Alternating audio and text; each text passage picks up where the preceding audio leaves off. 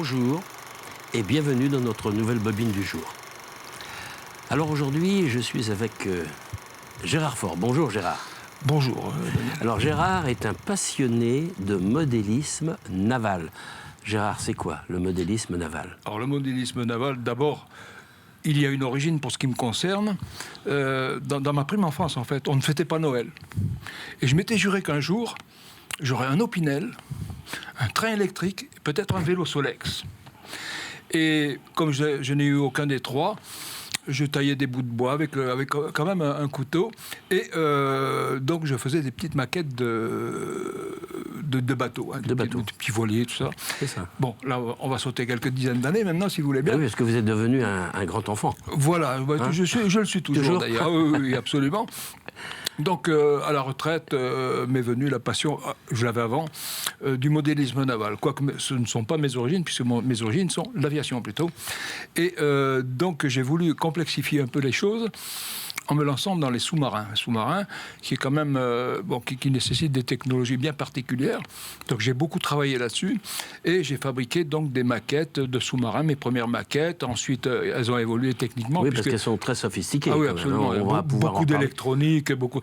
Et des histoires de comportement selon le milieu aquatique, quoi. Si c'est une piscine, si c'est la température de l'eau. Donc, c'est absolument en permanence en train de... Alors, ces sous-marins, ils ont quelle taille? Alors, le plus grand que j'ai fait plus de 2 mètres. Hein. 2 mètres et oui, une trentaine de kilos, vous voyez. Ça va entre le plus petit, donc mesure un peu plus d'1 mètre, jusqu'à 2 mètres, voilà. D'accord. Alors, ce sont des sous-marins de guerre, évidemment, de différentes nationalités, enfin, évidemment, puisqu'il y a les U-boats, il y a les... Enfin, c'était allemand, ça, les U-boats? Absolument, c'est ça. Oui. Parce que vous avez été dans l'armée et vous étiez pilote de Mirage, je crois. Oui, c'est ça, oui. Oui, le rapport avec les U-boats. Effectivement. Alors, donc, cette passion, c'est sur toute votre vie, mais aujourd'hui, vous construisez toujours des sous-marins. Alors, je finis par ralentir la construction, puisqu'en fait, ce sont des mécaniques qui nécessitent beaucoup d'entretien préventif. À savoir que j'ai 80 batteries pour animer tout ça. Donc, il y a toute une gestion. Et là, vu l'âge avançant, et puis, je veux profiter aussi du fruit de ce que j'ai pu construire.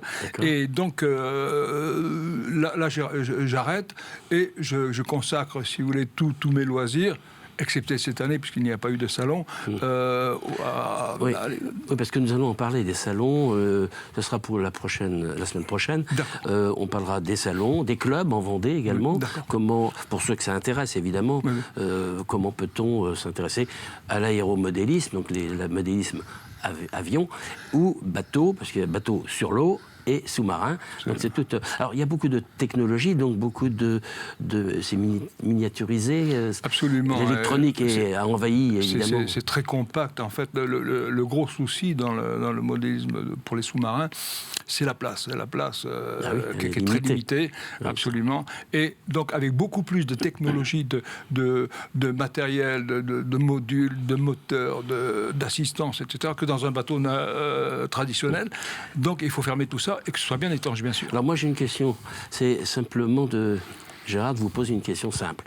Est-ce que vous avez réalisé votre rêve d'enfance? D'enfance, oui, puisque je vous disais, jamais eu de Noël, et là vraiment, je me suis largement lâché depuis que je suis retraité. Hein. Voilà, donc vous êtes heureux avec absolument, tant sur le plan technique, utilisation aussi de Alors ce que vous avez un fait. souci permanent, c'est de communiquer et de transmettre votre connaissance, votre savoir, parce que c'est un savoir réel, et toute cette richesse, vous la transmettez sous forme d'exposition, de participation à des expositions ou des clubs également. Oui, absolument. Dont nous reparlerons. En France comme à l'étranger d'ailleurs. D'accord. Voilà. Est-ce que vous avez fait beaucoup de bateaux sur l'eau?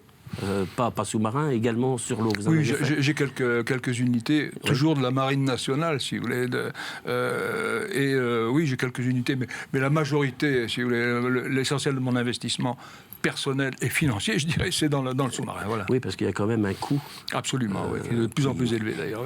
Évidemment. Et ces pièces viennent Alors de Hong Kong, des États-Unis, de France, hélas, il y a un ou deux bons importateurs, d'Allemagne. En Allemagne, il y avait une marque. Oui, encore. Je me souviens de mon enfance, c'était Gropner. Gropner, ça n'existe pratiquement plus. Voilà.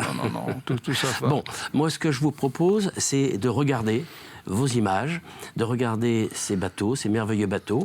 Et puis, je vous donne rendez-vous la semaine prochaine pour une autre bobine du jour. À la semaine prochaine.